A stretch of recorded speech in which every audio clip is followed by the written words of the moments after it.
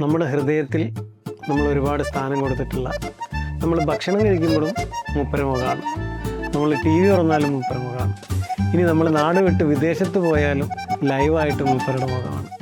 ഒരുപാട് കലാപരമായിട്ട് പടച്ചോൻ അനുഗ്രഹിച്ച് നൽകിയ വ്യത്യസ്ത മേഖലകളിൽ കഴിവ് തെളിയിച്ചിട്ടുള്ള, എന്നാൽ വർത്തമാനത്തിൽ ഒരു കുട്ടിനെ പോലെ സംസാരിക്കാൻ കഴിവുള്ള, പുഞ്ചിരിയോടെ നമുക്ക് കാര്യങ്ങൾ പറഞ്ഞു തന്ന് അതിലൊരല്പം രുചി കൂട്ടിയിട്ട് നമ്മളെയൊക്കെ നുണപ്പിക്കുന്ന നമ്മുടെ എല്ലാവരുടെയും പ്രിയപ്പെട്ട കല്ലു.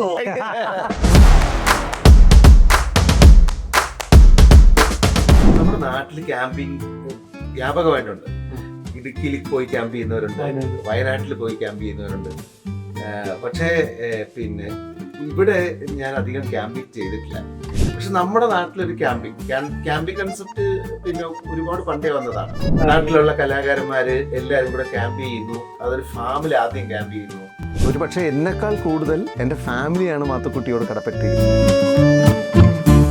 എന്തും തുറന്നു പറയാവുന്ന, എന്ത് പോക്കർത്തരവും പറയാവുന്ന അടിപൊളി പാർട്ണർ ടൈം എന്ന് പറയുന്ന പോലത്തെ കുറേ കൂട്ടുകാരാണ് സത്യത്തിൽ എൻ്റെ ഒരു ലൈഫിൽ മാറ്റം വരുത്തിയിട്ടുള്ള ആൾക്കാർ.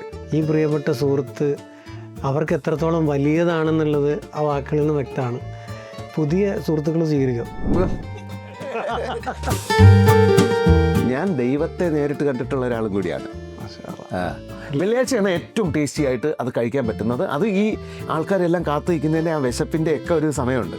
ഉഗ്രൻ രാവിലെ പോയിട്ട് കല്ലുമ്മക്കായ, മുരു, മീൻ പൊരിച്ചത്, എനില് ചെമ്മീൻ വെച്ചിട്ട് ചക്കൊല്ലി ഉണ്ടാകും. കായും ചെറുപയറും കപ്പയും കൂടി ഇട്ടിട്ട് നന്നായിട്ട് ഉടച്ച് മഞ്ഞക്കള എല്ലാവരും വേണ്ടി പോവേ.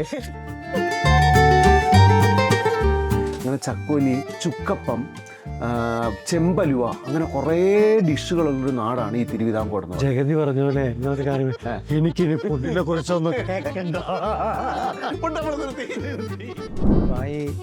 നിങ്ങൾ സംസാരിച്ച് പരിപാടി എന്നുള്ള കൺസെപ്റ്റ് ഒക്കെ കൂട്ടി ചെന്തേങ്ങ. എന്താ എൻ്റെ കഥ?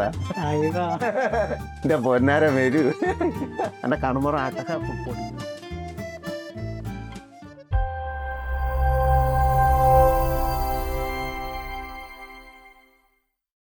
ഗൾഫ് ഗാലറിയിൽ ഇന്ന് എൻ്റെ മുന്നിലിരിക്കുന്ന വ്യക്തി ഒരുപക്ഷെ നമ്മുടെ ഹൃദയത്തിൽ നമ്മൾ ഒരുപാട് സ്ഥാനം കൊടുത്തിട്ടുള്ള, നമ്മൾ ഭക്ഷണം കഴിക്കുമ്പോഴും മൂപ്പര മുഖമാണ്, നമ്മൾ ടി വി തുറന്നാലും മൂപ്പര മുഖമാണ്, ഇനി നമ്മൾ നാട് വിട്ട് വിദേശത്ത് പോയാലും ലൈവായിട്ട് മൂപ്പരുടെ മുഖമാണ്. ഒരുപാട് കലാപരമായിട്ട് പടച്ചോൻ അനുഗ്രഹിച്ച് നൽകിയ വ്യത്യസ്ത മേഖലകളിൽ കഴിവ് തെളിയിച്ചിട്ടുള്ള, എന്നാൽ വർത്തമാനത്തിൽ ഒരു കുട്ടിനെ പോലെ സംസാരിക്കാൻ കഴിവുള്ള, പുഞ്ചിരിയോടെ നമുക്ക് കാര്യങ്ങൾ പറഞ്ഞു തന്ന് അതിലൊരല്പം രുചി കൂട്ടിയിട്ട് നമ്മളെയൊക്കെ നുണപ്പിക്കുന്ന നമ്മുടെ എല്ലാവരുടെയും പ്രിയപ്പെട്ട കല്ലു. അടിപൊളിയാണോ? മേടിച്ചു പറ. സൂപ്പർ. അപ്പൊ എന്തായാലും നമ്മുടെ ദുബായിലെ ഫസ്റ്റ് തന്നെ പറയേണ്ടത് നിങ്ങളുടെ ഒരു ആംബിയൻസ്, ഈ ഒരു ഫ്ലോറ്, അത് ഈ ഫ്ലോറിൽ ഒരുപക്ഷെ നിങ്ങൾ കാണുന്നുണ്ടാവില്ല, അപ്പുറത്ത് വേറൊരു സെറ്റുണ്ട്, ഇവിടെ ഒരു ന്യൂസ് ഫ്ലോറിൻ്റെ പോലത്തെ സെറ്റുണ്ട്. പല സ്ഥലത്തും പല തരത്തിൽ യൂസ് ചെയ്യാമെന്ന് ഈ ഒരു ഫ്ലോർ മൊത്തം കണ്ടാൽ മനസ്സിലാവും. ഈ ഫ്ലോറിൻ്റെ ഒരു വൈബുണ്ട്. ഇതിനകത്ത് വന്ന് കയറിയ സമയത്ത് തന്നെ ഞാൻ ഫുൾ ഉറക്കമായിട്ടാണ്. ഇന്നലത്തെ പ്രോഗ്രാം സൗദി അറേബ്യയിൽ കഴിഞ്ഞിട്ട് മൊത്തം ഉറക്കത്തോടു കൂടിയാണ് ഞാൻ ഈ ഫ്ലോറിലേക്ക് ആദ്യം വരുന്നത്. അത് കഴിഞ്ഞിട്ട് ഞാൻ പറഞ്ഞു, ഞാൻ ഇപ്പോൾ ഇൻ്റർവ്യൂവിന് ഇരുന്ന് കഴിഞ്ഞാൽ ശരിയാവില്ല, ഞാൻ പോയി ഒന്ന് ഉറങ്ങിയിട്ട് വരാമെന്ന് പറഞ്ഞിട്ട് ഞാനൊരു 4 മണിക്കൂർ പോയി കിടന്ന് ഉറങ്ങി ഫ്രഷായിട്ട് കുട്ടപ്പനായിട്ടാണ് ഇവിടെ നിൽക്കുന്നത്. ഗാലറി വിഷൻ്റെ ഈ സെറ്റ്, പിന്നെ ഇതിനകത്തുള്ള പിള്ളേർ ഒരു രക്ഷയില്ല, വൈബാണ്. ഞാൻ കൂടുതലൊന്നും പരിചയപ്പെട്ടിട്ടില്ല. അവരെ ആദ്യം കണ്ടപ്പോൾ തന്നെ എനിക്കൊരു ഭയങ്കര പോസിറ്റീവ് എനർജി ഫീൽ ചെയ്തു. ഒരു കോംപ്ലിമെന്റ് കൂടെ കൊടുക്കാം. നമ്മുടെ ക്യാമറമാന് പേര് വർക്കീണെന്താ, അജ്മല്, അൻഷാദ്, അവർ രണ്ടുപേരും, പിന്നെ നമ്മുടെ മൊത്തം ടീം ഇവിടെ ഉണ്ടായിരുന്നു. അപ്പോൾ എന്തായാലും അവർക്കെല്ലാവർക്കും വേണ്ടി, ദുബായിലെ മലയാളികൾക്ക് വേണ്ടി, നാട്ടിലെ മലയാളികൾക്ക് വേണ്ടിയിട്ട്, നിങ്ങളെ ഇഷ്ടപ്പെടുന്ന പ്രിയപ്പെട്ടവർക്ക് വേണ്ടിയിട്ട് ഒരിക്കൽ കൂടി ഹൃദ്യമായ സ്വാഗതം. Thank you. എനിക്ക് ഒരുപാട് സന്തോഷമുണ്ട്. അതിനേക്കാൾ കൂടുതൽ ഒരു ത്രില്ലടിച്ച് ഒത്തിരിക്കുന്നതെന്ന് വെച്ചാൽ, ഞാൻ നിങ്ങളുടെ മുന്നിൽ ഇരിക്കുന്നതാണ്. ഞാൻ കോഴിക്കോട്ടുകാരനാണ്, ശരിക്കും ചെറിയ മിമിക്രി കലാകാരനാണ്, പാട്ടുപാടും. ആങ്കറിംഗ് ആണ് എൻ്റെ ഡ്രീം.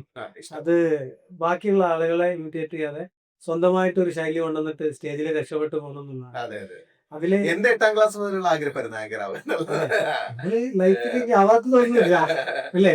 ഇതിലെനിക്ക് അത് നമ്മളൊരു ആഗ്രഹം ഉണ്ടെങ്കിൽ ആ. അത് പടച്ചോൻ നമ്മുടെ കൂടെ കട്ടക്ക് നിൽക്കും എന്നുള്ളതാണ്. അല്ലെങ്കിൽ ഒരു ആൾക്കാരോ എന്തെങ്കിലും നമ്മുടെ കൂടെ നിൽക്കും. നമ്മള് പിന്നെ നമ്മുടെ ആഗ്രഹം ഈ ആൽക്കെമിസ്റ്റ് ഒക്കെ പറയുന്നതിന് മുമ്പ് തന്നെ ഞാൻ തെളിവാ. ആൽക്കെമിസ്റ്റ് ഒക്കെ ഈ അടുത്ത കാലത്ത് വന്ന പുസ്തകമാണല്ലോ. എനിക്ക് തോന്നുന്നത് ഞാനൊരു 8ാം ക്ലാസ് മുതൽ എന്റെ ആഗ്രഹം ടി വിയിൽ അവതാരകനാവാന്നുള്ളത്. അത് അമുൽ സുരഭി എന്ന് പറഞ്ഞൊരു പ്രോഗ്രാം, അതിലെ അവതാരകര്. പിന്നെ അന്നു കപൂർ മേരി ആവാസ് സുനു എന്ന് പറഞ്ഞിട്ട്, എനിക്ക് അറിഞ്ഞൂടാ അത് കണ്ടിട്ടുണ്ടോന്ന്. സുനീതി ചവാനും നമ്മുടെ പ്രദീപ് സോമസുന്ദരും ഒക്കെ ആ എപ്പിസോഡിലാണ് വിന്നറായിട്ട് വരുന്നത്. ഈ മ്യൂസിക് റിയാലിറ്റി ഷോ അന്നു കപൂർ എന്ന് പറയുന്ന മനുഷ്യൻ ചെയ്തിട്ടുള്ളത് അന്ന് ഒരു മനസ്സിൽ പതിഞ്ഞ മുഖം അന്നു കപൂർ. പിന്നീട് അന്നു കപൂർ നമ്മുടെ സവർക്കറായിട്ട് നമ്മുടെ കാലാപാനി സിനിമയിൽ സവർക്കറായിട്ട് അഭിനയിച്ച അന്നു കപൂറ. ഈ അവതരണത്തിന് ശേഷമാണ് പുള്ളിക്ക് ഒരുപാട് ഓപ്പർച്യൂണിറ്റീസ് കിട്ടിയത്. കാരണം അത്ര അസാധ്യമായിട്ടാണ് പുള്ളി ആ മേരി ആവാസ് സുനു എന്ന് പറയുന്ന പ്രോഗ്രാം ആങ്കർ ചെയ്തത്. ഇതൊക്കെ കണ്ടിട്ട് ഞാനന്ന് 7ാം ക്ലാസ് 8ാം ക്ലാസ് ഒക്കെയാണ്. അപ്പൊ ഞാൻ എന്റെ വല്യമ്മയുടെ വീട്ടിൽ പോയി നിൽക്കുന്ന സമയത്ത്, എന്റെ വീട്ടിൽ സ്വന്തമായിട്ട് ടി വി ഇല്ല, വല്യമ്മയുടെ വീട്ടിൽ പോയി നിൽക്കുന്ന സമയത്താണ് ഈ മേരി ആവാസിനെ കാണുന്നത്.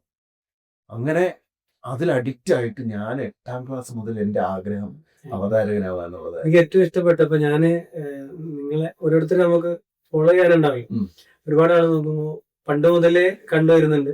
ചിരിയുണ്ട്, ശബ്ദത്തിന് ഭയങ്കരമായിട്ടുള്ള മിക്സിംഗ് ഉണ്ട്, സംസാരിക്കുന്നതില്. ഇതൊന്നും മനഃപൂർവ്വം കൊണ്ടതല്ലേ?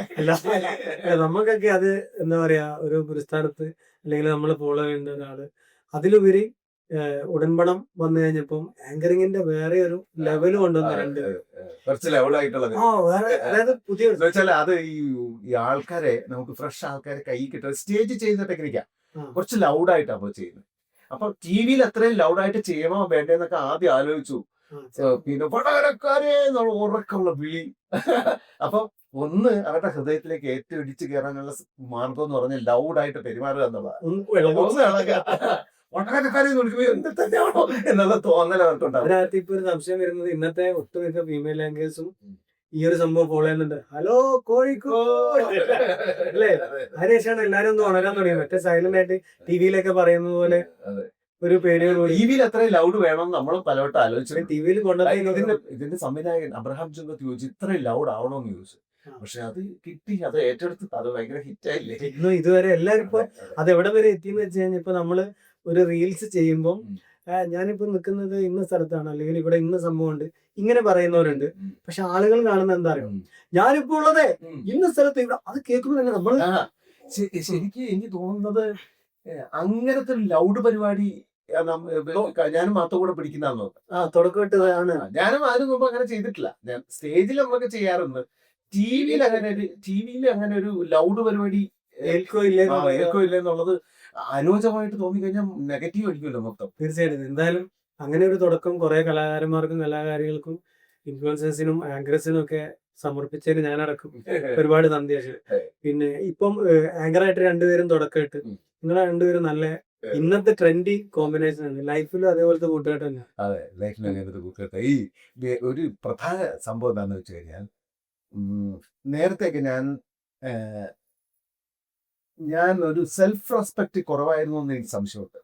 കാരണം എനിക്ക് പ്രോഗ്രാം ഇഷ്ടം പോലെ വരും. ഞാൻ പ്രോഗ്രാം പോയി ചെയ്യും, ആരോടും പൈസ ഒന്നും പറയില്ല, അഡ്വാൻസ് വാങ്ങിക്കില്ല. ഞാൻ ഒരുപാട് വർഷമായി ഇൻഡസ്ട്രിയിൽ വന്നിട്ട്.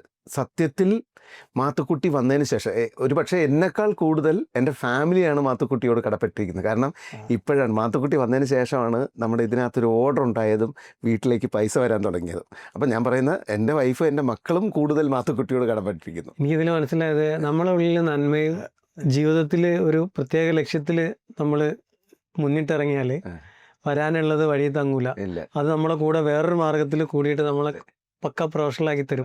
പക്ഷെ പേയ്മെന്റ് ചോദിച്ചതിന്റെ പേരിൽ ആർക്കും സങ്കടം ഉണ്ടായെന്നൊന്നും ഞാൻ വിശ്വസിക്കില്ല. പക്ഷെ അതിനെക്കുറിച്ച് ഞാൻ അങ്ങനെ ബോധേഡായിരുന്നില്ല. പിന്നെ ഞാൻ ചില പേയ്മെന്റുകൾ കിട്ടാനുണ്ടെങ്കിൽ ഞാൻ 1-2 പ്രാവശ്യമൊക്കെ വിളിച്ചിട്ട് പിന്നെ അവർ തരുന്നില്ലെങ്കിൽ ഞാൻ നിർത്തും.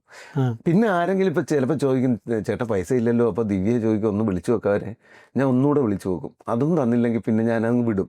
അങ്ങനെ ആയിരുന്നു എൻ്റെ. നിങ്ങളെന്ന കലാകാരന് പണത്തേക്കാൾ അപ്പുറത്താണ് പിന്നെ അത് ലൈഫിലൊരു ഭാഗ്യമായി നമുക്കൊരു തിരിച്ചറിവ് തന്ന് നമ്മളെ റൂട്ടാക്കി. അങ്ങനെയുള്ള ഒരു കൂട്ടുകാരനെ കിട്ടിയത് അതെ അതെ. ഈ സത്യത്തിൽ എൻ്റെ ലൈഫ് ചേഞ്ച് ചെയ്ത ചില കൂട്ടുകാരുണ്ട്.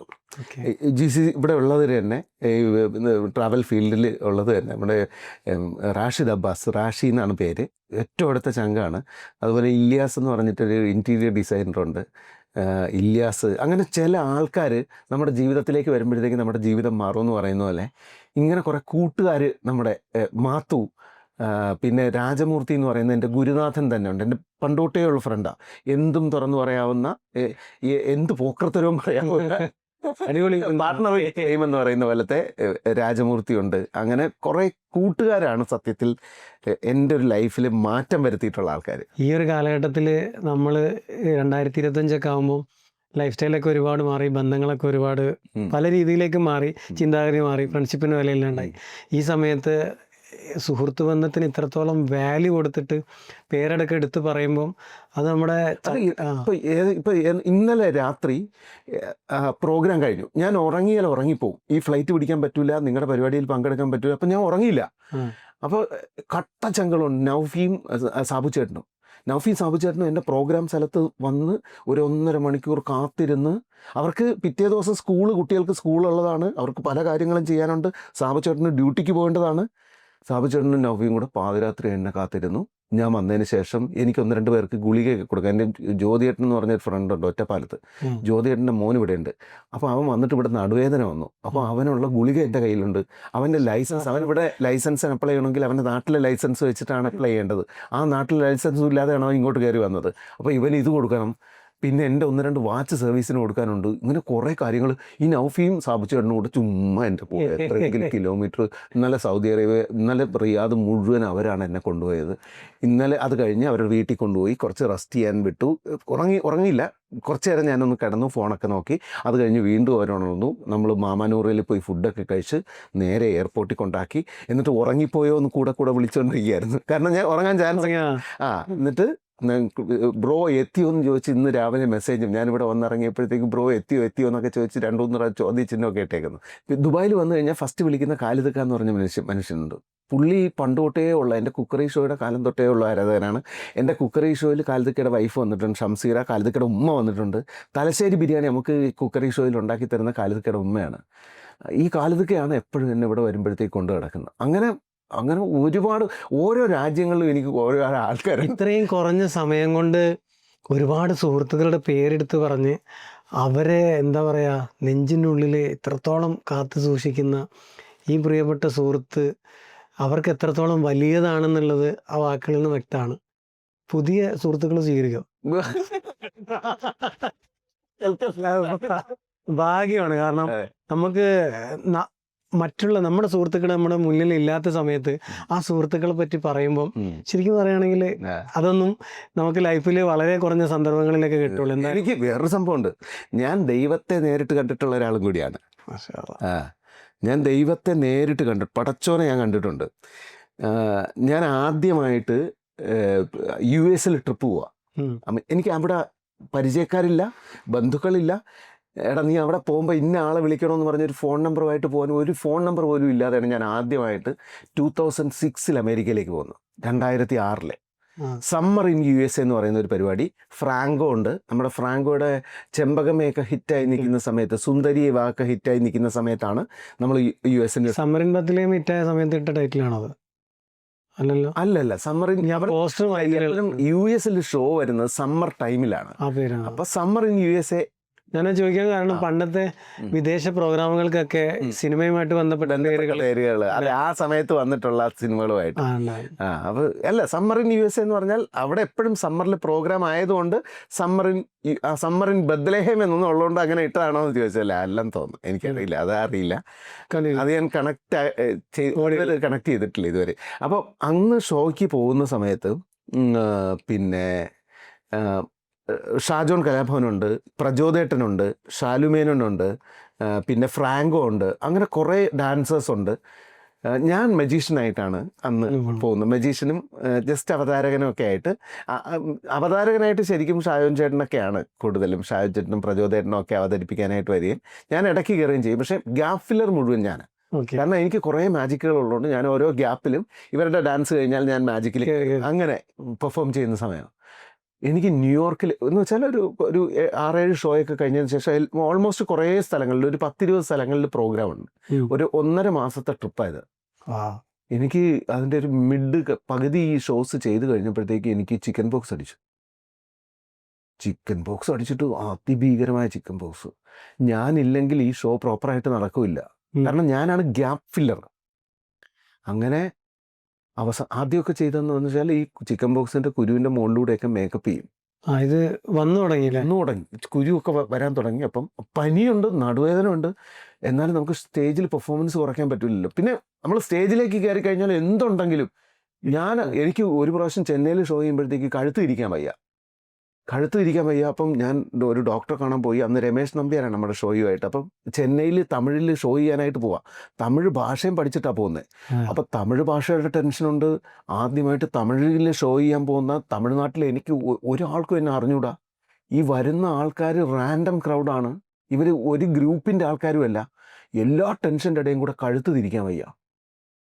അങ്ങനെ ഞാൻ ഡോക്ടറെ അടുത്ത് പോയി. രമേശ് നമ്പ്യാർ എന്നെ കൊണ്ടൊരു വലിയ ഡോക്ടറെ അടുത്ത് പോയിട്ട് വലിയ കുഴപ്പമില്ലാത്ത ഉറക്കം വരാത്ത പെയിൻ കില്ലറൊക്കെ വാങ്ങിച്ചു വെച്ച് ഷോയുടെ ചൂട് അങ്ങോട്ട് കയറിയിട്ട് പെയിൻ കില്ലർ കഴിക്കാൻ ഞാൻ മറന്നു. എനിക്ക് കഴുത്തും തിരിക്കാൻ ഒരു പ്രശ്നമില്ല. സ്റ്റേജിൽ കയറി 2.5 മണിക്കൂർ തമിഴ് പറയാൻ പ്രശ്നമില്ല, ഒന്നും പ്രശ്നമില്ല. ലാസ്റ്റ് അവസാനത്തെ മാജിക്കും കഴിഞ്ഞ് തിരിച്ചിറങ്ങുന്ന സമയത്ത് എനിക്ക് കഴുത്തിന് എന്തെങ്കിലും പ്രശ്നമുണ്ടോ എന്നൊരു തോന്നൽ. പിന്നെ ഞാൻ പെടലിയായിട്ട് മാറി. പ്രശ്നമുണ്ട്, പക്ഷെ നമ്മൾ സ്റ്റേജിൽ അറിയില്ല. സത്യം, അത് ഒരുപാട് അനുഭവങ്ങളുണ്ട്. ഇതിന്റെ ചിക്കൻ ബോക്സിന്റെ സാധനം മുഴുവൻ മേക്കപ്പ് ചെയ്തിട്ട് ഞാൻ ഓരോ സ്റ്റേജും പെർഫോം ചെയ്യാൻ തുടങ്ങി. ഓരോ സ്റ്റേജ് കഴിയുന്തോറും വേഴ്സായിട്ട് മാറാൻ തുടങ്ങി. ഏറ്റവും അവസാനത്തെ ഷോയിൽ എനിക്ക് കയറാൻ പറ്റിയില്ല. അപ്പം ഞാൻ ബെഡ് റിഡൻ, ഒന്നും ചെയ്യാൻ പറ്റിയില്ല. ബോസ്റ്റണിലാണ് ലാസ്റ്റ് ഷോ. അന്ന് ഡാൻസർ ഷിബു ഉണ്ട്. ഷിബു നമ്മുടെ സൃഷ്ടി കലാ കമ്മ്യൂണിക്കേഷൻ എന്ന് പറഞ്ഞിട്ടാണ് ആദ്യത്തെ. ഇപ്പം സൃഷ്ടി ഡാൻസ് കമ്പനി എന്ന് പറഞ്ഞിട്ട് ഇപ്പം ഫോർട്ട് കൊച്ചിയിൽ പിള്ളേരെ പഠിപ്പിക്കുന്നുണ്ട്. ഉഗ്ര ഉജ്ജ്വലത്തിലൂടെയൊക്കെ ഒരുപാട് ഈ ഷിബുവിൻ്റെ പിള്ളേരാണ് ഉഗ്ര ഉജ്ജ്വലത്തിലേക്ക് പെർഫോം ചെയ്യാനും അവസാനം വിന്നേഴ്സായിട്ട് ഗ്രാൻഡ് ഫിനാലയിലൊക്കെ വന്നിട്ടുള്ള പിള്ളേരാണ്. അപ്പോൾ ഷിബു ആണ് എനിക്ക് പകരം മെജീഷ്യനായിട്ട് പെർഫോം ചെയ്തത്. എന്നാൽ ഗ്യാപ്പ് ഫിൽ ചെയ്യാൻ പറ്റില്ല, കാരണം ഷിബു എൻ്റെ അസിസ്റ്റൻ്റാ എന്ന് വെച്ചാൽ അത്യാവശ്യം. അപ്പോൾ എല്ലാം ഷിബുവിന് അറിയാം. ഷിബു ആണ് എനിക്ക് പകരം മെജീഷ്യനായിട്ട് ലാസ്റ്റ് സ്റ്റേജിൽ പെർഫോം ചെയ്യുന്നത്.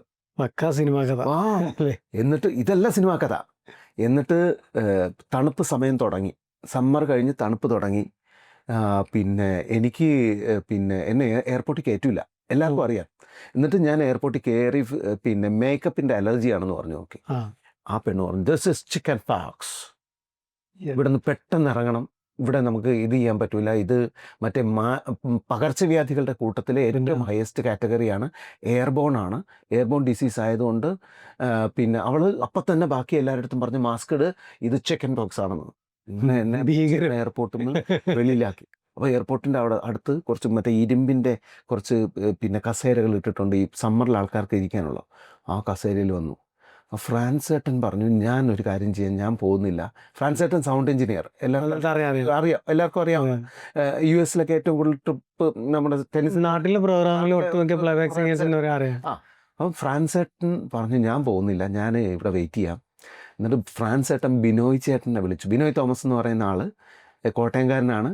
പുള്ളിക്കാരൻ ന്യൂയോർക്കിൽ അന്ന് നമ്മൾ ന്യൂയോർക്കിലെ പ്രോഗ്രാമിന് സൗണ്ടും ലൈറ്റും ഒക്കെ കൊടുത്തത് ബിനോയ് ചേട്ടനാണ്. സൗണ്ടും ലൈറ്റും ഒക്കെ ചെയ്യുന്നുണ്ട് ബിനോയ് ചേട്ടൻ. അവിടെ ഈ പിന്നെ മാൻഹട്ടനിലെ പബ്ലിക് ട്രാൻസ്പോർട്ടേഷനിൽ വർക്ക് ചെയ്യുന്ന ആളാണ്. അങ്ങനെ ഈ ബോസ്റ്റണിലേക്ക് ബിനോയ് ചേട്ടൻ ഈ സൗണ്ടിൻ്റെ വണ്ടി ഓടിച്ചു വന്നു. 6-7 മണിക്കൂർ വണ്ടി ഓടിച്ചു വന്നിട്ട് അപ്പോഴത്തേക്കും ഫ്രാൻസേട്ടൻ എന്ത് ചെയ്തു എന്ന് വെച്ചാൽ എനിക്കൊരു ജാക്കറ്റ് ഉണ്ട്, എനിക്ക് തണുക്കുകയും ചെയ്യുന്നു, പനിയും ഉണ്ട്, ന്യൂമോണിയ ആയിക്കഴിഞ്ഞാൽ തട്ടിപ്പോകുന്ന കണ്ടീഷനാണ്. മുഖം മൊത്തം ഡബിളായിട്ടിരിക്കുക. മറ്റേ ഇപ്പോഴത്തെ ഈ പപ്പുവട്ടൻ്റെ ഒക്കെ ഒരു പ്രതിമ ഇങ്ങനെ നടക്കുന്നുണ്ടിട്ടുണ്ടോ അതേമാതിരി തലയൊക്കെ ഇത്രയുണ്ട്, എൻ്റെ ശരീരമൊക്കെ ചെറുതായി, ഒന്നും കഴിക്കാൻ വയ്യ. അങ്ങനെ ഫ്രാൻസേട്ടൻ അവിടെ പോയി ചൈനീസ് സൂപ്പ് കിട്ടും, കഞ്ഞിവെള്ളമൊന്നും കിട്ടൂലല്ലോ. ചൈനീസ് സൂപ്പ് എരിവൊന്നും ഇല്ലാതെ ഈ എയർപോർട്ടിനകത്ത് പോവും, ഈ ചൈനീസ് സൂപ്പ് വാങ്ങിക്കും. ഫ്രാൻസേട്ടൻ ഓടി വരും, തണുപ്പാ. എന്നിട്ട് ഫ്രാൻസേട്ടൻ ഒരു ജാക്കറ്റ് എനിക്ക് ഇട്ടേക്കുക, എന്നിട്ട് 6-7 മണിക്കൂർ ബോസ്റ്റൺ എയർപോർട്ടിൻ്റെ വെളിയിൽ ഇറങ്ങിയിട്ട് ഈ ബിനോയ് ചേട്ടൻ വണ്ടിയായിട്ട് വന്ന്, ഈ വണ്ടിയുടെ പ്രത്യേകത, വലിയ വണ്ടിയുടെ പ്രത്യേകത, ഇതിൻ്റെ ബാക്കിൽ ഒരാൾക്ക് കിടക്കാനുള്ള സൗകര്യമുണ്ട്. എന്നിട്ട് അവിടെ കിടത്തി എനിക്ക് ബെഡ്ഷീറ്റൊക്കെ തന്ന് ഈ പാവം പുള്ളിയുടെ വീട്ടിൽ കൊണ്ടുപോയി എനിക്ക് ഡിപ്രഷൻ വരാതിരിക്കാനായിട്ട് പിള്ളേരെ എൻ്റെ കൂടെ വിട്ട്, പിള്ളേർക്ക് വന്നാലും കുഴപ്പമില്ല എന്ന് പറഞ്ഞിട്ട് പിള്ളേരുടെ എൻ്റെ കൂടെ വിട്ട്, ചെറിയൊരു അദ്ദേഹം എന്ന് പറഞ്ഞിട്ടൊരു ചെറിയ മോനുണ്ട്, അവനും എൻ്റെ കൂടെ വിട്ടിരുന്നു. എനിക്ക് പേടിയായി ഇവന് വരുമോ ഇല്ലേ എന്നുള്ള കാര്യം. പക്ഷെ അവരും ചിക്കൻ ബോക്സ് വന്നില്ല. അവിടെയാണ് എന്നിട്ട് ഈ മനുഷ്യൻ ജൂലി ചേച്ചിയും വർക്ക് ചെയ്യുന്നുണ്ട്, ബിനോയ് ചേട്ടനും വർക്ക് ചെയ്യുന്നുണ്ട്. ഇവർ രണ്ടുപേരും ഷിഫ്റ്റ് മാറി മാറി എടുത്തു. എന്നിട്ട് എന്നെ ടേക്ക് കെയർ ചെയ്തു. രണ്ടുപേരും കൂടെയാണ് നോക്കിയത്. എന്നിട്ട് 1 മാസം ടേക്ക് കെയർ ചെയ്തിട്ടാണ് എന്നെ അവിടെ നിന്ന് വിട്ടത്. റിലീസായി. അപ്പോൾ പടച്ചോനാണ് അവിടെ. തീർച്ചയായിട്ടും എനിക്ക് ഒരാളും ഇല്ല, ബന്ധുക്കളില്ല, ഫ്രണ്ട്സ് ഇല്ല, ആരുമില്ല. വല്ലാത്തൊരവസ്ഥയാണ്. പിന്നെ നമുക്കൊരിക്കലും ഉത്തരം കിട്ടില്ല, ഒറ്റപ്പെട്ടു പോകും. അത്രയും ഒരു കലാകാരൻ എന്ന രീതിയിൽ വരെ നമ്മൾ എന്താ പറയുക, മാനസികമായിട്ട് തളർന്നു പോകും. ഫാമിലിൻ്റെ കൂടെ നിൽക്കണ്ട, ഹോസ്പിറ്റലിൽ നിൽക്കണ്ട. ഈ ട്രൂപ്പിലുള്ള ആൾക്കാർക്കൊന്നും എൻ്റെ കൂടെ നിൽക്കാൻ പറ്റുമോ? കാരണം എന്താ വെച്ചാൽ 1 ലക്ഷം രൂപയോളം അന്നത്തെ കാലത്ത് ടിക്കറ്റ് ഉണ്ട്. 1 ലക്ഷം രൂപ എന്ന് പറഞ്ഞാൽ ഇന്നത്തെ ഒരു 10 ലക്ഷത്തിൻ്റെ വിലയുണ്ട്. 2006 അന്ന് ഓൾമോസ്റ്റ് 1 ലക്ഷം രൂപയുടെ ടിക്കറ്റ് എടുത്തിട്ടാണ് നമ്മൾ അങ്ങോട്ട്. പീക്ക് ടൈമില്ലേ, സമ്മറിൽ ടിക്കറ്റിന് വില കൂടുതല. അപ്പോൾ പീക്ക് ടൈമിൽ പോകുമ്പോൾ ഇവർക്ക് ആർക്കും ക്യാൻസൽ ചെയ്ത് കഴിഞ്ഞാൽ പിന്നെ ടിക്കറ്റ് എടുക്കാനുള്ള പൈസ പോലും ഉണ്ടാവില്ല. 19 വർഷം മുൻപ് ഉണ്ടായ ലൈഫിൽ വന്നിട്ടുള്ള എന്താ പറയുക, ഒരുപാട് അനുഭവങ്ങളിൽ ഇത് ഇത്രയും സന്തോഷത്തോടെ ആവേശത്തോടെ. ഇപ്പൊ ശരിക്കും പറഞ്ഞാൽ ബിനോയ് ചേട്ടൻ നാട്ടിൽ വന്നു കഴിഞ്ഞാൽ അപ്പൊ ഞാൻ ഒന്നുകിൽ അങ്ങോട്ട് പോയും അല്ലെങ്കിൽ പുള്ളി ഇങ്ങോട്ട് പോയും. നിങ്ങള് വന്നാൽ പിന്നെ കാണാതെ പോകുന്ന പരിപാടിയില്ല.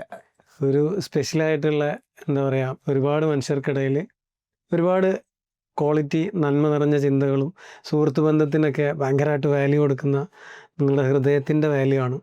പല സ്ഥലത്തുനിന്നും എന്താ പറയുക, രക്ഷപ്പെട്ടു വരുന്നതും ചിരിയോട് കൂടിയിട്ട് തിരിച്ചു വരുന്നത്. അതെ. ഇന്ന് തന്നെ ഞാൻ ഇങ്ങോട്ട് വരുന്ന ഫ്ലൈറ്റ് പറഞ്ഞു കൊടുത്തിരുന്നില്ല. നമ്മുടെ ഇവിടെ ഈ ജീവി ട്രാവൽസിന്റെ ഈ ദുബായിലേക്ക് വരുന്ന സമയത്ത് ദുബായിൽ വരുന്ന ടിക്കറ്റ് അയച്ചു കൊടുത്തു എന്നുള്ളതാണ് എൻ്റെ വിശ്വാസം.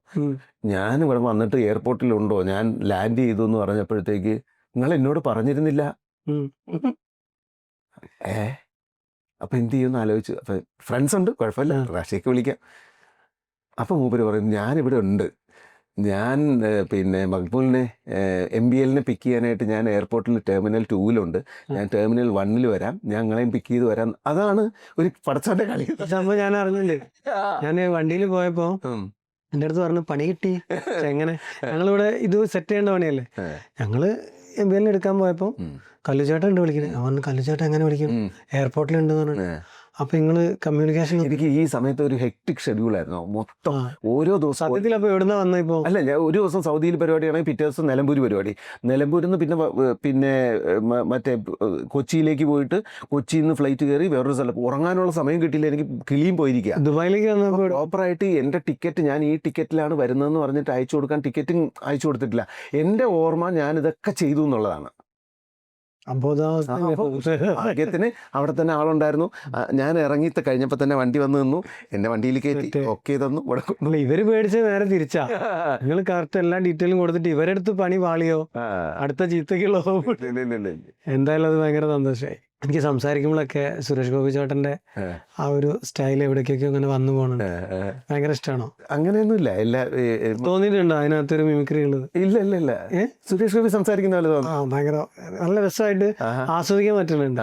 അതായിട്ട് യാതൊരു ബന്ധവുമില്ലല്ലോ. മിമിക്രി കലാകാരനാണോ? പണ്ടൊക്കെ മിമിക്രി ചെയ്തിട്ടുണ്ട്.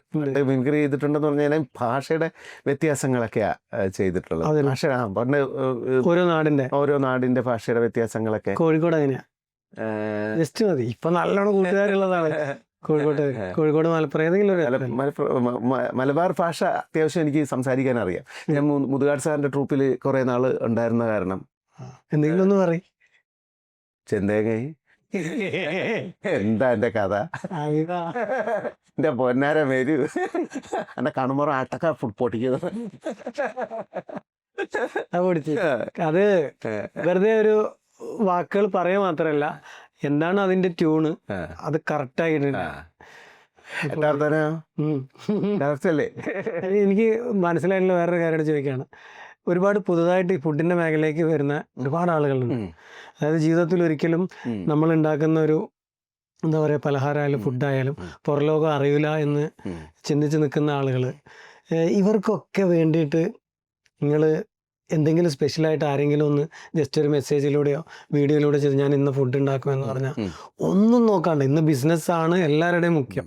ഒരു റീൽ ഞാൻ ഇന്ന് വരെ ഈ ഫുഡിന്റെ കാര്യത്തിൽ ഞാൻ പിന്നെ പൈസ മേടിച്ചിട്ടൊന്നും റീൽ ചെയ്തിട്ടില്ല. എനിക്ക് ഇഷ്ടമുള്ള ഞാൻ ഇതിനകത്ത് ഇൻസ്റ്റയിൽ പോസ്റ്റ് ചെയ്യുന്ന സാധനങ്ങളൊക്കെ പല അറബി റെസ്റ്റോറൻറ്റുകളുടെ ഈ ഈജിപ്ഷ്യൻ റെസ്റ്റോറൻറ്റിൻ്റെ ഒക്കെ ഞാൻ പോസ്റ്റ് ചെയ്യാറുണ്ട്.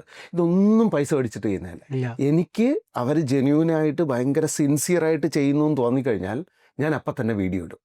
നാട്ടിലാണെങ്കിലും അത് മാത്രമല്ല, ഞാൻ ചിലപ്പോൾ വീഡിയോ എടുക്കും. എനിക്ക് കഴിച്ചു കഴിയുമ്പോഴത്തേക്ക് ഈ പിന്നെ വനസ്പതി പോലത്തെ സാധനങ്ങളൊക്കെ ഇതിനകത്ത് ചേർത്ത് കഴിഞ്ഞാൽ നമ്മൾ ബിരിയാണി കഴിച്ചിട്ട് കൈ കഴുകുമ്പോൾ കൈ ഒട്ടും.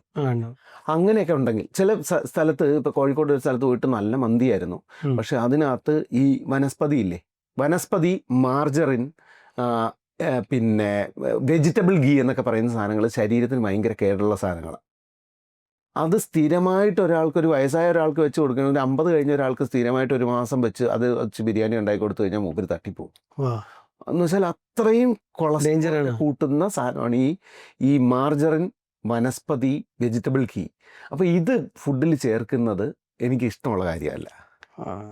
അപ്പോൾ എനിക്ക് കഴിച്ചു കഴിഞ്ഞിട്ട് ഞാൻ കൈ കഴുകുന്ന സമയത്ത് കയ്യിൽ മുഴുവൻ കണ്ടിട്ടുണ്ടോ, തുടച്ചാലേ അത് കളറിൽ അതിൽ കളർ നമ്മൾ ടിഷ്യൂ എടുത്തിട്ട് കുറച്ച് കഴിഞ്ഞാൽ അതിനകത്ത് കളർ ഇറക്കം വരും. പക്ഷെ നമ്മൾ സാധാരണ ഓയിലിൽ ബിരിയാണി ഉണ്ടാക്കിയാലോ വെളിച്ചെണ്ണയിൽ ബിരിയാണി ഉണ്ടാക്കിയാലോ നെയ്യിൽ ബിരിയാണി ഉണ്ടാക്കിയാലോ ഈ മീറ്റ് ചിലപ്പോൾ അവർ പറയും ഇത് മീറ്റിൻ്റെതാണ്. മീറ്റിലൊന്നും അങ്ങനെയില്ല. നമുക്ക് പച്ചവെള്ളത്തിൽ കൈ കഴുകിയാൽ പോകുന്ന സാധനങ്ങൾ മാത്രമേ ഉള്ളൂ മീറ്റിൻ്റെ ഫാറ്റിൽ. അപ്പോൾ ഈ സാധനം അഡീഷണൽ ആഡ് ചെയ്യുന്ന സാധനങ്ങളാണ്. അപ്പോൾ ആ സാധനം ചേർത്ത് കഴിഞ്ഞാൽ ഞാൻ പിന്നെ ആ വീഡിയോ ഇടില്ല. ഒരു കടയിൽ ഏറ്റവും കുഞ്ഞു കടയായിക്കോട്ടെ, ജെന്യൂനായിട്ട് ഫുഡ് ഉണ്ടാക്കുകയും നമ്മൾ അവിടെ കാണുമ്പോൾ അറിയാം, അവിടെ കണ്ണാടി അലമാരയൊക്കെ കുറേ പലഹാരങ്ങൾ കൊണ്ട് നിറഞ്ഞിരിക്കും. എനിക്ക് കച്ചവടം ചെയ്യണമെന്ന് അവൻ്റെ കണ്ണാടി അലമാര കാണുമ്പോൾ അറിയാം. അവിടെ ബീഫിനൊക്കെ നല്ല ടേസ്റ്റ് ആയിരിക്കും, അവിടെ ചിക്കനൊക്കെ നല്ല ടേസ്റ്റ് ആയിരിക്കും. സത്യം. അത് കൊണ്ടുവയ്ക്കുമ്പോൾ നമുക്ക് വീഡിയോ എടുക്കാൻ തോന്നും. അങ്ങനെയാണെങ്കിൽ ഞാനത് പോസ്റ്റ് ചെയ്യും. ഇതൊന്നും പൈസ മേടിച്ചിട്ട് ചെയ്യുന്നതല്ല. ഞാൻ പെയ്ഡ് പ്രൊമോഷനൊക്കെ അല്ലാത്ത പല പരിപാടികളും ചെയ്യുന്നുണ്ട്. ഇത് പെയ്ഡ് പ്രൊമോഷൻ ചെയ്യൂല. പല കമ്പനികൾക്കും വേണ്ടിയിട്ട്, നമ്മൾ പാത്രങ്ങൾക്ക് വേണ്ടിയിട്ട് ചെയ്യുന്നുണ്ട്. ഫുഡിൻ്റെ കാര്യത്തിലൊന്നും ഞാൻ അധികം ഞാനത് നേരിട്ടിട്ട് അറിഞ്ഞിട്ടുണ്ട്. കാരണം ഒരു പൈസ പോലും വാങ്ങാതെ, കൂടുതൽ പരിചയമൊന്നും ഇല്ലാണ്ട് ഒരു എന്താ പറയുക, ഭക്ഷണം കഴിച്ചിട്ട് അത് ഇഷ്ടപ്പെട്ടിട്ട് അത് നാച്ചുറലാണ്, അതിനകത്ത് കൃത്രിമത്വമില്ല, ആത്മാർത്ഥമായിട്ട് ഇതിനെ സ്നേഹിക്കുന്ന ഒരു വ്യക്തിയുടെ കൈകൊണ്ട് ഉണ്ടാക്കിയതാണെന്ന് തോന്നുമ്പോൾ ഒരു 50,000 രൂപയൊക്കെ വാങ്ങി ചെയ്യേണ്ട സംഭവങ്ങൾ ഫുൾ ഫ്രീ ആയിട്ട് ചെയ്തു കൊടുക്കുന്നത് അറിഞ്ഞപ്പോൾ ഇന്നത്തെ ഈ ഒരു കാലഘട്ടത്തിൽ ആരെയും കിട്ടൂല. കാരണം അവന് കച്ചവടം ഉണ്ടാവണം, അത് അവൻ്റെ ആഗ്രഹമാണ്. അവൻ അത് ലോകത്തോട് വിളിച്ചു പറയാൻ ആഗ്രഹിക്കുന്നുണ്ട്. ഞാനിങ്ങനെ നല്ല ഫുഡ് ഉണ്ടാക്കുന്നുണ്ട്, ആരെങ്കിലുമൊക്കെ വന്ന് കഴിക്കണം, എനിക്കൊന്ന് രക്ഷപ്പെടണമെന്നൊക്കെ അവൻ വിളിച്ചു പറയുന്നുണ്ട്. ആ വിളി നമുക്ക് അവിടെ കേൾക്കാൻ പറ്റും. നമ്മൾ പറയും നന്മയുള്ള ആളുകളുടെ ഹൃദയത്തിൽ നന്മയുണ്ടെങ്കിൽ നല്ല പ്രവൃത്തികൾ, ബാക്കിയുള്ളവർ രക്ഷപ്പെടട്ടെ, അവർക്കൊരു കച്ചവടം ഉണ്ടാവട്ടെ, അവരെ 10 ആൾ അറിയട്ടെ, അതിന് ഞാനൊരു കാരണക്കാരനായിട്ട് പടച്ചോൻ എന്നെ തിരഞ്ഞെടുത്തിട്ടുണ്ടെങ്കിൽ അതിൽ കാശൊന്നും പ്രതീക്ഷിക്കാതെ ഞാൻ അവരെ ഒന്ന് ചെറുതായിട്ട് തള്ളി കൊടുക്കട്ടെ എന്ന് പറഞ്ഞിട്ട് ഏൽപ്പിക്കാൻ പറ്റിയ ഒരാളാണ് നിങ്ങൾ. അത് നിങ്ങളുടെ മുഖത്ത് നമ്മൾ പറയുമ്പോൾ 100 എന്ന് പറയും, ഒരു പ്രകാശമുള്ള. എനിക്ക് തോന്നിയിട്ട്, എനിക്ക് ഈ നമ്മൾ ഉസ്താദ് ഹോട്ടൽ എന്ന് പറയുന്ന സിനിമയിൽ പറയുന്നൊരു സന്ദേശം എന്ന് പറഞ്ഞാൽ ഈ ഫുഡ് ഉണ്ടാക്കാൻ അറിഞ്ഞാൽ പോരാ, വിളമ്പാൻ അറിയണം എന്നുള്ളൊരു മെസ്സേജാണ്. അത് കൃത്യമായിട്ട് ഞാനൊരു പ്രാവശ്യം വേൾഡ് ഷെഫ് ഡേക്ക് ഞാൻ കൊച്ചിയിലൊരു ഹനീഫ് കെ ഉണ്ട്. ഹനീഫ് ക കഴിച്ചിട്ടുണ്ടോ? ഇറച്ചിച്ചോറാണ് ഉണ്ടാക്കുന്നത്. ഇറച്ചിക്കാരുടെ ഒരു മെയിൻ സാധനമാണ് ഇറച്ചിച്ചോറ്. അതിൻ്റെ ഏറ്റവും വലിയ ഉസ്താദ് എന്ന് പറയുന്ന ഹനീഫ് കെയാണ്. കൊച്ചിക്കാർക്ക് മുഴുവൻ അറിയാം. ഹനീഫ് കെ ഇപ്പോഴും എനിക്ക് തോന്നുന്നു ഇറച്ചിച്ചോറ്, ബീഫിൻ്റെ ഇറച്ചിച്ചോറ് വിളമ്പുന്നത് 100 രൂപയും 110 രൂപയ്ക്കാണ്. ഒരിക്കലും അത്രയും ക്വാളിറ്റിയിൽ ആ ഫുഡ് ഉണ്ടാക്കുമ്പോൾ അതിനകത്ത് വെളിച്ചെണ്ണയാണ്. വെളിച്ചെണ്ണയ്ക്ക് ഇപ്പം 500 രൂപ കൂടുതലുണ്ട്, അല്ലെങ്കിൽ 400 രൂപ കൂടുതലുണ്ട്. ഇപ്പോൾ ഇത്തിരി കുറഞ്ഞിട്ടുണ്ട്, ഇപ്പം 400 രൂപ കൂടുതലുണ്ട്. വെളിച്ചെണ്ണ, പച്ച വെളിച്ചെണ്ണ എന്നാണ് ഈ ഇറച്ചിച്ചോറിന് പറയുന്ന വേറൊരു പേര്. മിനിമം ആ ഒരു ഇറച്ചിച്ചോറിനകത്ത് 1 ലിറ്റർ വെളിച്ചെണ്ണയെങ്കിലും, അത്രയും ബൾക്കായിട്ട് ഉണ്ടാക്കുമ്പോൾ 1 ലിറ്റർ വെളിച്ചെണ്ണയെങ്കിലും ചേർക്കേണ്ടി വരും. എന്നിട്ടും മൂപ്പർ ഇപ്പോഴും 100 രൂപയ്ക്കോ 110 രൂപയ്ക്കോ ആണ് കൊടുക്കുന്നത്. കൊച്ചു കടയാണ്. പുള്ളി അത് വലിയ ബ്രാൻഡിങ് ആക്കാൻ നോക്കിയിട്ടില്ല. പക്ഷേ അല്ല, ഈ ഫോട്ടോ വെച്ച് മട്ടാച്ചേരി സൈഡിലാണ് പിന്നെ ഹനീഫ് കെയുടെ ആ മുസ്ലിം പള്ളിയുടെ ചേർന്നാണ് ഹനീഫ്. അന്ന് ഈ വെള്ളിയാഴ്ചകളിലാണ് ഏറ്റവും വലിയ തിരക്ക്. ജുമാ നമസ്കാരം കഴിഞ്ഞിട്ട് എല്ലാവരും കൂടെ കഴിക്കാൻ ഇവിടെ വരും. ആ സമയത്ത് ആ ചൂടത്ത് അവിടെ പോയി ഇരുന്ന് കഴിക്കുന്ന ആ ചൂടത്ത് ഈ ചൂട് ഇറച്ചിച്ചോറ് കഴിച്ചിട്ട് നമ്മൾ വിയർക്കും. ഈ കൂട്ടത്തിലിരുന്ന് കഴിക്കാനാണ് ഏറ്റവും ആ ക്യൂ നിൽക്കേണ്ടി വരും കുറേ നേരം. ഉം. ആ ക്യൂ നിന്നിട്ട് ആൾക്കാരുടെ കൂടെ തള്ളി ഇടിച്ച് ഒരാൾ എണീക്കുമ്പോൾ അടുത്ത ആൾ കയറി ഇരുന്ന് ഇറച്ചി ചോറ് കഴിക്കും. അതിന്റെ ടേസ്റ്റ് അതാണ്. വെള്ളിയാഴ്ചയാണ് ഏറ്റവും ടേസ്റ്റി ആയിട്ട് അത് കഴിക്കാൻ പറ്റുന്നത്. അത് ഈ ആൾക്കാരെല്ലാം കാത്തു നിൽക്കുന്നതിൻ്റെ ആ വിശപ്പിൻ്റെ ഒക്കെ ഒരു സമയമുണ്ട്. ആ നമസ്കാരം കഴിഞ്ഞിട്ട് ഇറങ്ങി വരുന്ന സമയത്താണ്. അതിൻ്റെ തൊട്ട് മുമ്പ് അവിടെ കാലിയാ. പക്ഷേ ജുമാ നമസ്കാരം കഴിഞ്ഞ് ഇറങ്ങിയാൽ, ആ പള്ളിയിൽ നിന്ന് ഇറങ്ങിയാൽ ചില വീട്ടിൽ തന്നെ ബിരിയാണി വെച്ചിട്ടുണ്ടാവും. പക്ഷേ ഇത് ഇറച്ചി ചോറ് കഴിച്ചിട്ടേ പോകുള്ളൂ. അത്രയും അത് ആ വിളമ്പാൻ അറിയുന്ന ഒരാൾ ഈ പൈസ കൂട്ടാതെ ഇത്രയും പ്രശ്നം വന്നിട്ട് പോയി, ഇത്രയും എല്ലാ സാധനങ്ങൾക്കും ബീഫിന് വില കൂടി, റൈസിന് വില കൂടി, വെളിച്ചെണ്ണയ്ക്ക് വില കൂടി, എന്നാൽ പോലും ഒരാൾ ആ മനസ്സുണ്ടല്ലോ, ആ ഹനീഫ് ശരിക്കും ഷെഫ് എന്ന് പറയും. 100 രൂപയ്ക്ക് പകരം 10 രൂപയാണ് ലാഭം കിട്ടണമെങ്കിൽ ആ 10 രൂപ കൊണ്ട് 100 രൂപയുടെ കാര്യം നടക്കും. ഞാൻ ഈ ഹനീഫ്കയുടെ വീഡിയോ ഒരു 10 പ്രാവശ്യം ഇട്ടിട്ടുണ്ട്. അതെയാ? എൻ്റെ പഴയ ടേസ്റ്റ് ഓഫ് കേരളയിൽ ഹനീഫ് കെ എപ്പിസോഡ് ചെയ്തിട്ടുണ്ട് 2 തവണ. അത് കഴിഞ്ഞിട്ട് നമുക്കൊരു പ്രൊഡക്ഷൻ ഉണ്ടായിരുന്നു, ഹോട്ട് ആൻഡ് സ്പൈസി എന്ന് പറഞ്ഞിട്ട് ACVയിൽ വരുന്ന ഒരു സാധനം. എലീന പടിക്കൽ പോയിട്ട് അവിടുത്തെ എപ്പിസോഡ് ചെയ്തിട്ടുണ്ട്. പിന്നെ ഞാൻ ഡിഷും എന്ന് പറഞ്ഞിട്ട് ഒരു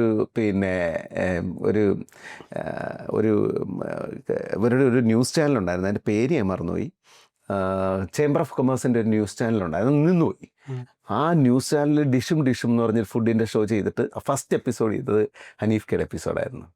അപ്പോൾ കാരണം ഈ മനുഷ്യനെ എല്ലാവരും ഈ കച്ചവടം കൂടുതൽ നടക്കണം. ഫുഡിന് ഒരാൾ വന്ന് കഴിച്ചാൽ ഒരാൾക്ക് ഒരു 1000 രൂപ അല്ലെങ്കിൽ 1200 രൂപ ബഡ്ജറ്റ് ഇടണമെന്നൊക്കെ ആലോചിച്ച് ഫുഡിൻ്റെ റേറ്റ് കൂട്ടാനായിട്ടൊക്കെ എപ്പോഴും ഒരു വാണിജ്യവൽക്കരണത്തിന് അവർക്ക് അത്ര ഇൻവെസ്റ്റ് ചെയ്തിട്ടുണ്ടാവും, ബൾക്കായിട്ട് ഇൻവെസ്റ്റ് ചെയ്തിട്ടുണ്ടാവും. ഹനീഫ് കേക്ക് ഇൻവെസ്റ്റ്മെൻറ്റ് കുറവാണ്, പക്ഷേ എന്നാൽ പോലും ഈ ബാക്കിയുള്ളവരുടെ മനസ്സ് പോലും നമുക്ക് കുഴപ്പമൊന്നുമില്ല. ഹനീഫ് കേക്ക് 150 രൂപ കൊടുത്താലും ഒരിക്കലും ഇത് നഷ്ടമല്ല. എന്നാലും പുള്ളി ഒരു 110 രൂപ എല്ലാവർക്കും കഴിക്കാൻ, എൻ്റെ ഫുഡ് എല്ലാവർക്കും കഴിക്കാൻ പറ്റണം എന്നുള്ള ചിന്തയാണ്. കൂടുതൽ കച്ചവടം, കുറഞ്ഞ ലാഭം. അതെ, ആ ലാഭത്തിൽ ഈ കച്ചവടക്കാർക്ക് നോക്കുമ്പോൾ ഹനീഫ് ക മണ്ടനായിരിക്കാം ചിലപ്പോൾ, കളിയാക്കും ചിലപ്പോൾ. പക്ഷേ നമ്മളെ സംബന്ധിച്ചിടത്തോളം, ഈ ഫുഡിനെ സ്നേഹിക്കുന്ന ആൾക്കാരെ സംബന്ധിച്ചിടത്തോളം ഹനീഫ് ക വലിയ മഹാനാണ്. തീർച്ചയായിട്ടും. വയറ് മാത്രമല്ല, അല്ലല്ല, മനസ്സുണ്ട്. അത് പറയണോ, അതിനകത്ത് മുഹബത്ത് വേണമെന്ന് പറയണോ. അത് കിട്ടണമെങ്കിലൊക്കെ വളരെ ചുരുക്കം ആളുകൾക്ക് കിട്ടുള്ളൂ. ഞാൻ നിങ്ങളിൽ നിന്നും കുറച്ച് സംസാരിച്ച് കഴിഞ്ഞപ്പോൾ എനിക്ക് അഭിമാനത്തോടെ കേൾക്കാൻ ആഗ്രഹിക്കുന്ന കുറച്ച് കാര്യം എന്താണെന്ന് വെച്ച് കഴിഞ്ഞാൽ, ഞാൻ കോഴിക്കോട്ടുകാരനാണ്. ഒട്ടുമിക്ക എല്ലാവരും കോഴിക്കോടിനെ കുറിച്ചിട്ട് പലതും പറയുന്നത് കേട്ടിട്ട് നിങ്ങളിൽ നിന്ന് എന്തെങ്കിലുമൊക്കെ കേൾക്കണം. കോഴിക്കോട് നമ്മളെ ഏറ്റവും ഇഷ്ടപ്പെട്ട ഫുഡ് ജോയിന്റ് എന്ന് പറയുന്നത്, കോഴിക്കോട് എനിക്ക് ഏറ്റവും ഇഷ്ടപ്പെട്ട ഫുഡ് ജോയിന്റ് എന്ന് പറയുന്നത് നമ്മുടെ ലോറി സ്റ്റാൻഡിലെ അനുഗ്രഹം ഹോട്ടൽ, അബൂക്കർക്ക. പോയിട്ടുണ്ടോ? കോട്ടയം മറ്റേ ക്രൗൺ തിയേറ്ററിന്റെ. ഓക്കെ. അവിടെ ഒരു ചെറിയ ഇടുക്കിലൂടെ ഉള്ളിലോട്ട് പോകുമ്പോഴത്തേക്ക് ഒരു വലിയ ഹോട്ടൽ എന്ന് വെച്ചാൽ കുറച്ചധികം പേർക്ക് ഇരുന്ന് കഴിക്കാൻ പറ്റുന്ന സൗകര്യമുള്ള ഉച്ചയ്ക്ക് ഊണാണ് അവിടുത്തെ മെയിൻ. ചോറിന് വലിയ ടേസ്റ്റ് ഉണ്ടോ എന്ന് ചോദിച്ചു കഴിഞ്ഞാൽ വലിയ ടേസ്റ്റ് ഒന്നുമില്ല. സാധാരണ ചോറ്, ഒരു സാധാരണ എന്തൊക്കെയോ ഊളക്കറികൾ, ഒരു മീൻകറി, ഒരു പച്ചക്കറി എന്ന് പറഞ്ഞൊരു കറി, ഒരു തോരൻ ഉണ്ടാവും, ഒരു അച്ചാറുണ്ടാവും. പക്ഷെ മൂപ്പര് മീൻ പൊരിക്കും. മൂപ്പര് മക്കളുമാണ് അവിടെ നിൽക്കുന്നത്. കേദർ എന്ന് പറയുന്ന മീൻ, നമ്മളെല്ലാം ഈ ട്രിവാൻഡ്രത്തുകാർക്ക് ചൂര ഭയങ്കര ഇഷ്ടമാണ്, ട്യൂണ ഫിഷിൻ്റെ ആൾക്കാരാണ്. അവിടുത്തെ കേദർ, അവിടുത്തെ ചെമ്പല്ലി, പല മീനുകളുണ്ട്, അയില. അബൂക്കർക്ക പൊരിച്ചെടുക്കുന്ന മീനിൻ്റെ ഒരു സ്വാദെന്ന് പറഞ്ഞാൽ ഒരു രക്ഷയില്ല. ആ ഉച്ചയ്ക്ക് പോയിട്ട് വലിയ ടേസ്റ്റ് ഒന്നും ഇല്ലാത്ത ആ ചോറ്, ഒരു സാധാരണ പച്ചക്കറി, സാധാരണ ഒരു മീൻകറി, ഒരു തോരൻ, ഒരു അച്ചാർ, ഇത് കൂട്ടിയിട്ട് ആ മീൻ വെച്ചിട്ട് മീനിൻ്റെ ഒരു ഹൈയിലാണ് നമ്മൾ എത്ര ചോറ് കഴിക്കും നമുക്ക് തന്നെ അറിഞ്ഞൂടാ. എൻ്റെ ഒരു രക്ഷയില്ലായിരുന്നു എനിക്ക്. സത്യത്തില് ആദ്യം ചോറിനെ കുറിച്ചൊക്കെ പറഞ്ഞ് സാധാരണ നമുക്ക് കുഴപ്പമില്ലാതെ, പക്ഷെ പൊരിച്ചത് എത്തി കഴിഞ്ഞപ്പോ ശരിക്കും നമ്മളാ അതെങ്ങനെയാണ് ആ പാകത്തിന് അത്രയും സോഫ്റ്റ് ആയിട്ട് ഒരു മസാലയുണ്ട്, ആ മസാലയിൽ ഇങ്ങനെ പൊരിച്ചൊന്ന് ചൂടാക്കി കൊണ്ടുവരികയുള്ളൂ. ഒരു രക്ഷയില്ലാത്ത മീനിന്റെ ടേസ്റ്റ് ആസ്വദിക്കണമെങ്കിൽ അബൂക്കർക്കയുടെ അടുത്ത് പോകണം. ഒരുപാട് സ്ഥലങ്ങളുണ്ട്. നമ്മൾ ബിരിയാണി കഴിക്കാൻ ഇപ്പോൾ പാരഗണി പോവും, പാരഗണിലെ മട്ടൻ ബിരിയാണി ഭയങ്കര ഇഷ്ടമാണ്, പല സ്ഥലങ്ങളുണ്ട്. പക്ഷേ ഈ അബൂക്കർക്കയും മക്കളോടെ വിളമ്പുകയും ചെയ്യും. ഇത് ഒരാൾക്കും പ്രിവിലേജ് ഒന്നുമില്ല. അവിടെ വരുന്ന ലോറി സ്റ്റാൻഡാണ് അത്, ലോറി ഡ്രൈവർമാർ വരും, അതേ പ്രിഫറൻസ് തന്നെയാണ് നമുക്കും കിട്ടുന്നത്. നമ്മൾ നോക്കി ഒന്ന് ചിരിക്കുമെന്ന് മാത്രമേ ഉള്ളൂ. എനിക്ക് തോന്നുന്നത് ഇത് ആരും പറഞ്ഞിട്ടില്ല തോന്നുന്നല്ലേ? ഇല്ല, അബൂക്കർക്ക് അധികം ആരും പറഞ്ഞില്ല. ഈ നമ്മൾ ഇന്ന് അബൂക്കർക്ക് ഒന്ന് മാറ്റി പിടിക്കണം കേട്ടോ, ഇന്ന് വേറെ എവിടെയെങ്കിലും പോകണം എന്നൊക്കെ പറഞ്ഞാലും ലാസ്റ്റ് കറക്റ്റ് അവിടത്തേക്ക് തന്നെ പോകും. അതെ. പിന്നെ ചന്ദ്രേട്ടൻ്റെ ചായക്കട ഓഫ് കോഴ്സ് അവര് പിന്നെ അവിടുത്തെ ഈ ഒരു പിന്നെ പത്തിരി പോലത്തെ ഒരു സാധനമുണ്ട്. മൺചട്ടിയിൽ അവരിട്ട് കൈപ്പത്തിരി പോലെ ഉണ്ടാക്കിയെടുക്കുന്ന കൈ കൊണ്ട് പരത്തിയിട്ട് ആ മൺചട്ടിയിൽ ഉണ്ടാക്കിയിട്ട് കൈപ്പത്തിരി ഉണ്ടാക്കി തരും. കൈപ്പത്തിരിയുടെ അതും മാത്രമല്ല, അവരുടെ ഒരു തിരുവാതിര പുഴുക്ക് പോലെ ചെറുപയറും ഒക്കെ ഇട്ടിട്ട് കപ്പ ഉടച്ചെടുക്കും. കായും ചെറുപയറും കപ്പയും കൂടി ഇട്ടിട്ട് നന്നായിട്ട് ഉടച്ച് മഞ്ഞക്കളർ എല്ലാരും എണീറ്റ് പോവാ. ഇലയിൽ ഇട്ടിട്ട് അതിന്റെ കൂടെ മീൻ പൊരിച്ചോണ്ട് തരും. അവര് ഫാമിലി മൊത്തത്തിൽ ചന്ദ്രേട്ടന്റെ ചായക്കട. അവര് മൊത്തം ഞാൻ ഈ വൈകിപ്പോയി അങ്ങോട്ട് എത്താനായിട്ട്. അപ്പൊ വൈകിപ്പോയെങ്കിലും നമ്മൾ ലേറ്റാ വന്നാലും ലേറ്റസ്റ്റാ വരുമെന്ന് പറഞ്ഞു കഴിഞ്ഞാൽ ഹാർഡ് കോർ ഫാനാണ്. പിന്നെ പാരഗൺ വളരെ ഇഷ്ടമാണ്. പാരഗൺ നന്നായിട്ട് ഫുഡ്, പ്രത്യേകിച്ച് പാലത്തിന്റെ അടിയിലുള്ള പാലഗൺ, അവിടെ കഴിക്കുന്ന സ്വാദ് വേറെ എവിടെയില്ല. അതാണ് ആ ഒറിജിനൽ.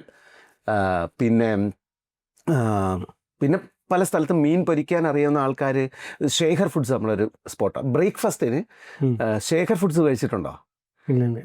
നമ്മുടെ പിന്നെ സിവിൽ സ്റ്റേഷൻ്റെ ഇപ്പം പണി നടന്നുകൊണ്ടിരിക്കുകയാണ്. സിവിൽ സ്റ്റേഷൻ്റെ നേരെ ഓപ്പോസിറ്റ് ശേഖർ ഫുഡ്സ്. ഉഗ്രൻ. രാവിലെ പോയിട്ട് കല്ലുമ്മക്കായ, മുരു, മീൻ പൊരിച്ചത്. കള്ളുഷാപ്പിന്റെ അടുത്താണ്? അല്ല, നമ്മുടെ ഈ സിവിൽ സ്റ്റേഷന്റെ നേരെ മുന്നിൽ ശേഖർ ഫുഡ്സ്. ഒരു രക്ഷയില്ല. ബ്രേക്ക്ഫാസ്റ്റ് കഴിക്കാനായിട്ട് ശേഖർ ഫുഡ്സ് ഉഗ്രൻ സ്പോട്ട്. ബ്രേക്ക്ഫാസ്റ്റ്, ഊണും നല്ലതാണ്. ഊണും നല്ല വൈബോട് കൂടി കഴിക്കാൻ പറ്റും. പിന്നെ ബ്രേക്ക്ഫാസ്റ്റിന് എപ്പോഴും നമ്മൾ ചൂസ് ചെയ്യാറുള്ളത് രാവിലെ അവിടെ എത്തിക്കഴിഞ്ഞാൽ. പിന്നെ കണ്ണൂരാണെങ്കിൽ ആനന്ദഭവൻ. ആനന്ദഭവനിലെ രാവിലെ പോയി കഴിഞ്ഞാൽ ഇത്രയും മുരു, കല്ലുമ്മക്കായ, ഏത് മീൻ വേണമെങ്കിലും, മത്തി വറുത്തത്, മത്തിയുടെ മുട്ട ഉണ്ടാവുമല്ലോ ഈ പിന്നെ മൺസൂൺ ടൈമിൽ മത്തിയുടെ ഇതുണ്ടാവും, പരുവുണ്ടാവും, അത് പൊരിച്ചു തരും. അങ്ങനെ എന്ത് സാധനം വേണമെങ്കിൽ, മീൻ മുട്ട തോരനാക്കി വേണമെങ്കിൽ തരും. അത് വേണമെങ്കിൽ ജസ്റ്റ് ഒന്ന് ഫ്രൈ. നിങ്ങൾ സംസാരിച്ച് പരിപാടി എന്നുള്ള കൺസെപ്റ്റ് ശരിക്കും അതിലേക്ക് എത്തിച്ചേട്ടാ. ഫാസിൽഖനെ നേരത്തെ സംസാരിച്ചിട്ടുണ്ടായിരുന്നു, മെന്റലിസ്റ്റിന്റെ കാര്യങ്ങൾ പറഞ്ഞു തന്നു. ശരിക്കും പറയുകയാണെങ്കിൽ ഉഗ്രൻ കക്ഷിയാ. ഈ ഒറ്റയ്ക്ക് വന്നവരാ അവരൊക്കെ. ഫാസിൽ ബഷീർ, മെന്റലിസ്റ്റ് അനന്തു ഒക്കെ വലിയ സപ്പോർട്ടൊന്നും സമൂഹത്തിന്റെ ഭാഗത്തൊന്നും കിട്ടിയിട്ടില്ല, കൂട്ടുകാരുടെ ഭാഗത്തൊന്നും കിട്ടിയില്ല. പക്ഷെ അവരുടെ ഒരു, ഞാൻ പറഞ്ഞില്ല ഒറ്റയ്ക്ക് വഴിപറ്റി വന്നവരാണെന്ന് പറഞ്ഞ പോലെ, അങ്ങനെ അവരൊക്കെ അങ്ങനെ വന്നവരാ. അതിൽ നേരത്തെ ഒരു വിഷയം സംസാരിച്ചിട്ട് നമ്മളെങ്ങനെ ആ ഒരു ലോകത്തേക്ക് കൊണ്ടുപോയില്ലേ, അതേപോലെയാണ് നിങ്ങളിപ്പം ഭക്ഷണത്തിന്റെ കാര്യം പറഞ്ഞിട്ട് കണ്ണൂർ, തലശ്ശേരി, കോഴിക്കോടൊക്കെ എത്തിയിട്ട് ശരിക്കും അത് സത്യസന്ധമായിട്ട് പറഞ്ഞാൽ ശരിക്കും അനുഭവിച്ചുകൊണ്ടിരിക്കുകയാണ്. ഇപ്പം എനിക്ക് ഇത്ര ഫീലുണ്ട്, ബാക്കിയുള്ളവർക്ക് എന്തൊക്കെ ഉണ്ടെന്ന് ഒരു രക്ഷയില്ല. ഈ നട്ടപ്പാതിരയ്ക്ക് പോയിട്ട് ഇവിടെ എന്താ കഴിക്കത്തുള്ളത് പറയാൻ പറ്റും. പിന്നെ തെക്കൻ ജില്ലകളിൽ എനിക്ക് എൻ്റെ ഫേവറേറ്റ് കൂടെ പറയാം. കാരണം ഏറ്റവും ഇഷ്ടപ്പെട്ട നമ്മൾ പറയണമല്ലോ. തീർച്ചയായിട്ടും. തിരുവിതാംകൂർ എന്ന് പറയുന്ന ഒരു നാടുണ്ട്. കന്യാകുമാരി ജില്ലയിലാണ്. ഇപ്പോൾ പണ്ട് തിരുവനന്തപുരത്തിൻ്റെ ഭാഗമായിരുന്നു, തിരുവിതാംകൂറിൻ്റെ ഭാഗമായിരുന്നു. പാർട്ടീഷൻ നടന്ന സമയത്ത് നമ്മൾ കേരള സംസ്ഥാനം രൂപീകരിച്ച സമയത്ത് നമുക്ക് ചെങ്കോട്ട നഷ്ടപ്പെട്ടു പോയി. ചെങ്കോട്ട നമ്മുടെ തിരുവിതാംകൂറിൻ്റെ ആയിരുന്നു. ചെങ്കോട്ടയിൽ ഇപ്പോഴും ഉള്ള പിന്നെ കല്ലുകളിലൊക്കെ തിരുവിതാംകൂറിൻ്റെ സിമ്പലാണ് ഉണ്ടായിരുന്നത്. അപ്പോൾ കന്യാകുമാരി നമുക്ക് നഷ്ടപ്പെട്ടു, ചെങ്കോട്ട നഷ്ടപ്പെട്ടു. ഇതൊക്കെ നഷ്ടപ്പെടുമ്പോൾ ചില രുചികളും കൂടിയാണ് നമുക്ക് നഷ്ടപ്പെടുന്നത്. ഈ ഒരു നാട് ഒരു തലശ്ശേരി എന്ന് വിശേഷിപ്പിക്കാൻ പറ്റുന്ന ഒരു സ്ഥലമാണ് എന്ന് വെച്ചാൽ ഒരു ഫുഡിൻ്റെ കേന്ദ്രമാണ്. എല്ലാം ഹെൽത്തി. ഇപ്പം തലശ്ശേരി ആണെങ്കിൽ, തലശ്ശേരിയും കലമാറൊക്കെ ആണെങ്കിൽ മൈദ, മുട്ട, പഞ്ചസാരയുടെ കളിയാണ്. പക്ഷെ ഇതല്ല. ഇവിടുത്തെ പ്രത്യേകത എന്ന് പറഞ്ഞാൽ പിന്നെ പച്ചരി, തേങ്ങ, ശർക്കര ഇതൊക്കെ വെച്ചിട്ടുള്ള കുറച്ചുകൂടെ ഒരു നാച്ചുറൽ പരിപാടിയാണ്. ഇവരുടെ പാലാട എന്ന് പറയുന്ന സാധനം എങ്ങനെയെന്ന് വെച്ചാൽ, ഈ ചീനച്ചട്ടിയില്ലേ, ചീനച്ചട്ടി ഇപ്പോഴത്തെ നോൺ സ്റ്റിക്കിനേക്കാളും പോളിഷ്ഡ് ആയിട്ടുള്ള ചീനച്ചട്ടി. കാരണം ഒന്നിടവിട്ടുള്ള ദിവസമെങ്കിലും ഇതിനകത്ത് പാലാട ഉണ്ടാക്കിയില്ലെങ്കിൽ ഇത് തുരുമ്പായിപ്പോ. അപ്പൊ അത്രയും പോളിഷ്ഡ് ആയിരിക്കും. കണ്ണാടി പോലെ ഇരിക്കുന്ന ചീനച്ചട്ടി. ഇതങ്ങോട്ട് ചൂടാക്കിയിട്ട് പച്ചരിയും തേങ്ങാപ്പാലും മുട്ട ഉണ്ടെന്ന് തോന്നുന്നു അതിനകത്ത്, ചെറിയുള്ളിയും ജീരകവും കൂടെ വെണ്ണ പോലെ അരയ്ക്കും. എന്നിട്ട് ലൂസ് പാകത്തിനാണ് എടുക്കുന്നത്. എന്നിട്ട് ഇതിങ്ങനെ ഇതിൻ്റെ മുകളിൽ കോരി ഒഴിക്കുമ്പോൾ തുള്ളും അത് ഈ ഒഴിക്കുന്ന എന്നിട്ട് അതിങ്ങനെ ചുറ്റിക്കും. ചുറ്റിച്ചിട്ട് കൈ കൊണ്ട് ഈ സൈഡ് വിട്ടുവരും. അത് വിട്ട് വരുമ്പോൾ കൈ കൊണ്ടാണ് ഇങ്ങനെ എടുക്കുന്നത്. ഇങ്ങനെ എടുക്കുമ്പോഴത്തേക്ക് ഇതിനകത്തൂടി എൻ്റെ മുഖം അപ്പുറത്ത് കാണാൻ പറ്റും. ഇത് 4ആയിട്ട് മടക്കിയിടും. എന്നിട്ട് ജീരകവും തേങ്ങാപ്പാലൂടെ ഒന്ന് അരച്ചെടുക്കും. ജീരകം ഇട്ടിട്ട് തേങ്ങ അരച്ചിട്ട് ജീരകത്തിൻ്റെ സത്തോടുകൂടി ഈ തേങ്ങാപ്പാൽ പിഴിഞ്ഞെടുക്കും. എന്നിട്ട് ഒരു 4 ഇട്ടിട്ട് കുറച്ച് തേങ്ങാപ്പാൽ ഒഴിക്കും. അടുത്തൊരു 4 ഇട്ടിട്ട് മടക്കി ഇട്ടിട്ട് തേങ്ങാപ്പാൽ ഒഴിക്കും. എന്നിട്ട് ഇതിനകത്ത് ഈ പെരുംജീരകത്തിൻ്റെ ഫ്ലേവറുള്ളൊരു ചിക്കൻ കറി, നാടൻ ചിക്കൻ കറി, അതുകൂടെ ഇതിനകത്ത് ഒഴിച്ചിട്ട് ഒരു 8 കൊണ്ട് കഴിച്ചു. ഇതിലേക്കോ ഇവരെ ഡിഷുകൾ ഒരുപാടുണ്ട്. ചുക്കപ്പം ഉണ്ട്, ചക്കോലി ഉണ്ട്. ചക്കോലി എന്ന് പറയുന്നത് നമ്മുടെ പിടിയും കോഴി എന്ന് പറയുന്ന പോലെ മീനിൽ ചെമ്മീൻ വെച്ചിട്ട് ചക്കോലി ഉണ്ടാക്കും. കൊഞ്ചിൻ്റെ ചക്കോലി എന്ന് പറയും. പിന്നെ ചിക്കൻ്റെ ചക്കോലിയുണ്ട്, മീറ്റിൻ്റെ ചക്കോലിയുണ്ട്, ഇറച്ചി ചക്കോലിയുണ്ട്. അങ്ങനെ ചക്കോലി, ചുക്കപ്പം, ചെമ്പലുവ, അങ്ങനെ കുറേ ഡിഷുകളുള്ളൊരു നാടാണ് ഈ തിരുവിതാംകൂർ എന്ന് പറയുന്നത്. ജഗതി പറഞ്ഞ പോലെ ഇന്നത്തെ കാര്യം എനിക്കിനി ഫുഡിനെ കുറിച്ചൊന്നും കേൾക്കണ്ട. ഫുഡ് നമ്മൾ നിർത്തി.